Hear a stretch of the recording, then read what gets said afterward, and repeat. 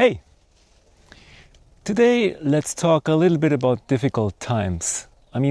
These times right now are difficult. There are a lot of big changes. There are layoffs due to companies optimizing their spending or different factors. And it's not an easy time. There are also wars going on all over the world. And these are not easy times. I've been living through difficult times myself many times. There was the dot-com crisis in the early 2000s. Of course, there was 9/11 in 2001. There was a big financial crisis in 2008, COVID, you name it. And I wanted to share a mental model that really helps me deal with this in, I wouldn't say productive, but in positive ways. That mental model is actually part of many different cultures, even some religions. I'm not a religious person, that's why I'm sharing this in a very neutral form. And I call it the Serenity Framework. Now, the Serenity Framework has very simple two parts. There are things that you can change, and there are things that you cannot change. We cannot change if some leadership decides they want to lay off 10,000 people.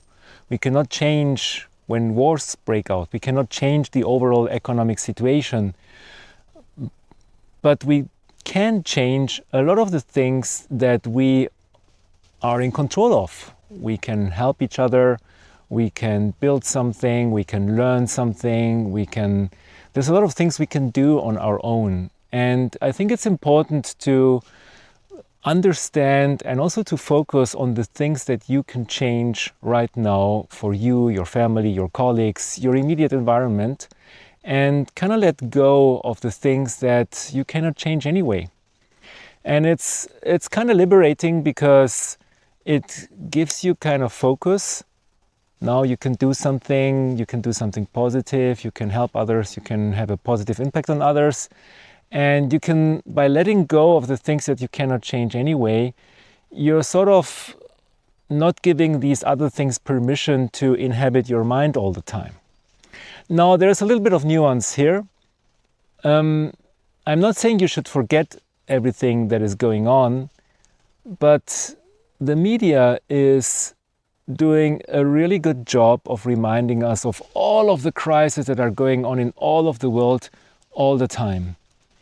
So stop doomscrolling, really, and remind yourself that a lot of the stuff you see are things that are way out, that you cannot change in any way, and try focusing more on the things that you are able to change.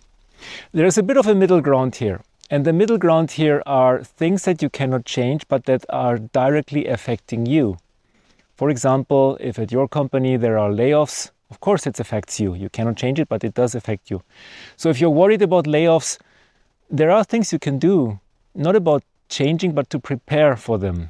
You can prepare for layoffs by going on trainings, getting certifications, setting up your LinkedIn profile, setting up money for a rainy day fund. All of these things are great ways to prepare for something like a layoff that might have a big impact on your life and that you cannot change, but you can prepare. So this is the zone where you can make plan Bs, things that you cannot change, but that might affect you directly.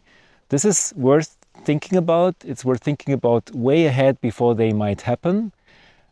Because that gives you an opportunity to prepare. So you can kind of expand the circle of things you can change to the things that you can also change for the future by preparing on them.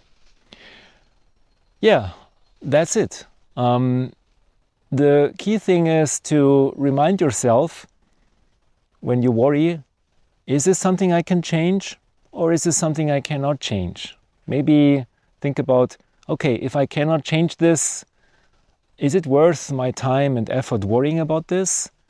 Or are there things I can do to prepare for this if it affects me in the future?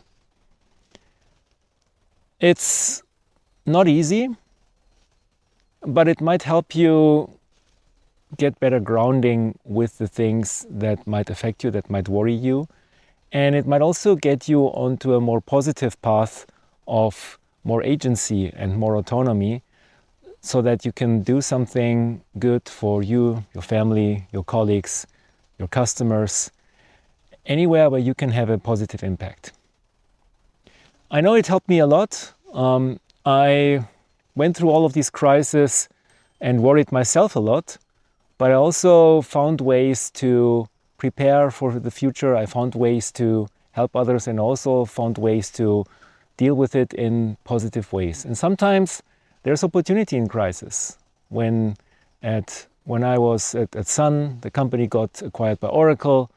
These were not very happy times because everything changed all the time. The company priorities were very different. But it gave me the opportunity to look around and find a better job at Amazon Web Services in 2012, which was the beginning of the whole cloud period for me. So sometimes when there are big changes, there can be some opportunity, sometimes not. But I think the important part is to remind yourself, is this something I can change, or is it something I cannot do anything about it? And use that to free your mind of the things that might distract you, and focus your mind on the things that you can do to have a positive impact. I hope this helps you, and thank you for watching.